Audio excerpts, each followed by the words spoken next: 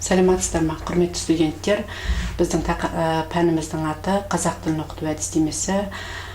Сіздерге қазақ тілін оқыту әдістемесі пәні бойынша педагогика ғылымдарының магистрі Әлиева Дидар Әлиасқарқызы дәріс оқиды. Дәрісіміздің тақырыбы грамматиканы, яғни оның ішінде морфология мен синтаксисті оқыту әдістемесі. Негізгі өзектілігі жаңа оқу үдерісінде білім берудегі дәстүрлі сабақтар оқушылардың пәнге деген қызығушылығын кемітіп, білімді игеру барысында әртүрлі оқыту әдістері мен формаларын алмастыра отырып қолдану керектігі жөнінде педагог ғалымдар өз еңбектерінде баса көңіл бөлген. Сондықтан әрбір сабақты оқушыларды қызықтыратын, белсенділігін арттыратын түрлі әдіс тәсілдерді пайдалану ұтымды дейді. Яғни бұнда біз дәстүрлі оқыту әдісін біз жоққа шығаруға болмайды. Өйткені біз дәстүрлі оқыту жүйесі бойынша білім алып, кеңес дәуірінде, кеңес үкіметі кезінде. Сондықтан біз дәстүрлі оқытуда да бірнеше әдіс тәсілдер болды. Әртүрлі әдіс тәсілдерді қолдана білді. Бірақ біз қазіргі таңда жаңа оқыту жүйесі бойынша біз көбіне оқушыларды білім алуда өз ойларын еркін айтуға, сосын оқытушы мен мұғалім мен оқушының немесе оқытушы мен студенттің бір-бірімен жиі қарым-қатынас, яғни сабақ беру барысында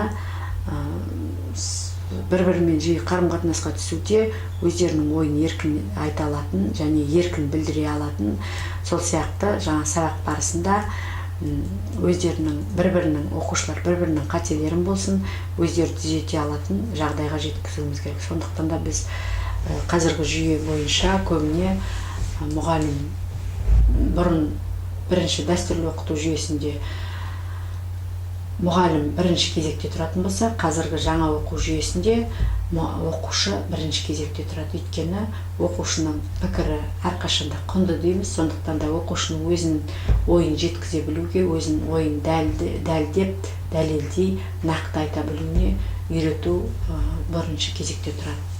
Ал енді бүгінгі жаңа грамматиканы, яғни морфология мен синтаксисті оқыту әдістемесі бойынша бұнда мақсатымыз қазақ тіл сабақтарында оқушылардың танымдық қабілетін, білімін арттырудың грамматикалық ойындарды қолдану жүйесін негіздеу және тәжірибелік тұрғыдан тексеру дейді. Ал міндеті болып қазақ тіл сабақтарында оқушыларға сапалы білім беруде грамматиканы және осы грамматикалық ойындарды қолдануды теориялық тұрғыдан негіздеу дейді.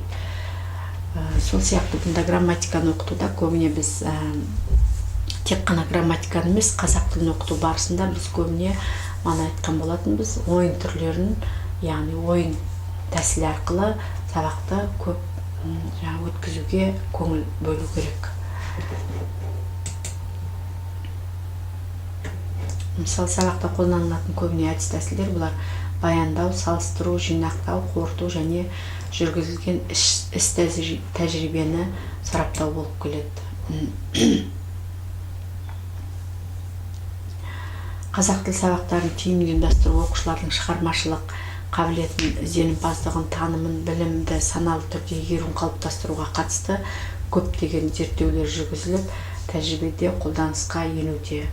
Яғни бұл бойынша біз көбіне Қараевтың, Оралбаеваның, Баймұратова сынды ғалымдардың ғылыми жұмыстарының маңызы зор. Сол сияқты қазақ халқының алғашқы педагогы Алтынсарин қазақ еліне мектептің қажет екенін заманнан бұрын түсінген. Алтынсарин, яғни мектеп қазақтарға білім берудің басты құралы. Біздің барлық үмітіміз қазақ халқының келешегі тек қана осы мектептерде деп атап өткен болатын. Сондықтан да мектептегі оқыту үдерісін ғылыми негізде ұйымдастырылуына баса көңіл аударамыз.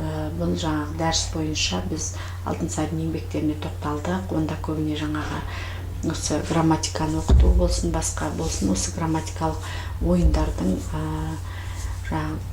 ойындарға тоқталдық. Онда көп мәліметтер болмаса да, осы қызықтыруда балалардың халық ауыз әдебиеті үлгілерінде көбіне жаңылтпаштарды, жұмбақтарды, мақал-мәтелдерді кең қолданғанын қарадық. Осы оқу жоспарына сай оқыту процесінде ойындардың әртүрлі қолдану жолдары бар. Мысалы, қазақ тілін ойындар арқылы меңгерту барысында ескерілетін талаптар бар оның ішінде.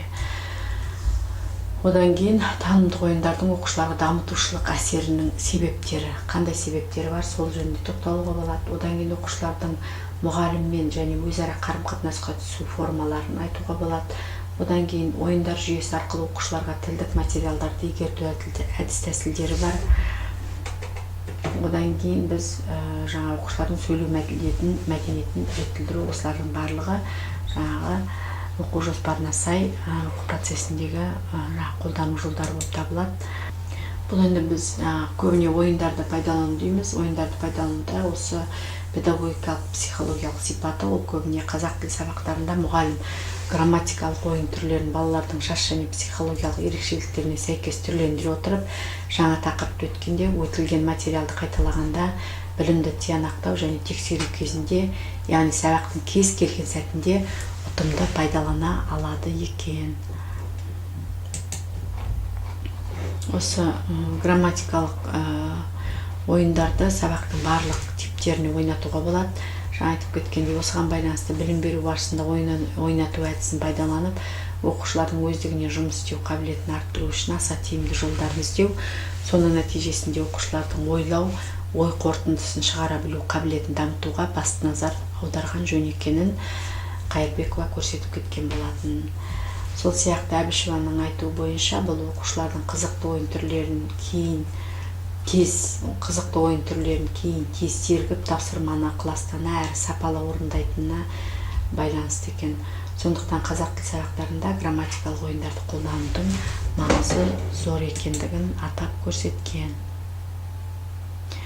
Сол сияқты сабақта оқушылардың танымдық әрекетін басқарудың әдістері мен құралдарына ғалымдар мыналарды жатқызады. Біріншіден, назар аударуды ұйымдастыру.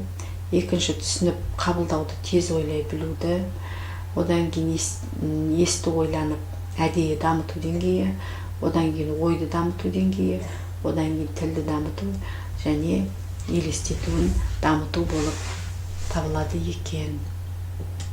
Бұнда енді тәрбиелік мәніне тоқталатын болсақ, бұнда көбіне еркін шығармашылық іс-әрекет ретінде оқушы ойын, қиялын дамытып, сөздік қорын молайтып, өз бетімен ізденуге, еңбектенуге дағдыландырады және оқушылардың сабаққа қызығушылығын, белсенділігін арттырып, ойлау қабілетін дамытып, ұжымшылдыққа тәрбиелейді және тапқырлық пен алғырлыққа, жылдамдыққа баулиды. Оның үстінде оқушы іскерлік пен түрлі дағдыны меңгеріп, бекітуге, қорытынды жасауға үйренеді екен.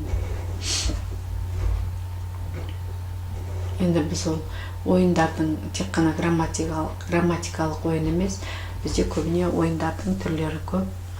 Әдіс-тәсілге, ол мұғалімнің әдіс-тәсілді меңгеруіне байланысты болып келеді. Енді сол сияқты қазақ тіл сабақтарында қолданылатын әдістер және оларды қолдану жолдары дейді. Біріншіден, ол бала қабілетін тәрбиелеу үшін жүргізілетін жұмыстардың мазмұны мен түрлері сан алуан болып келеді. Бұндай жұмыстардың бір түрі оқушылардың оқу әрекетін тартымды, мазмұнды, қызғылықты етіп ұйымдастыру. Одан кейін оқушылардың күнделікті оқу материалын қабылдауын қызықты да тартымды ететін, олардың шығармашылық ізденісін шыңдай түсетін бірден-бір тиімді тәсіл ол ойын технологиясы.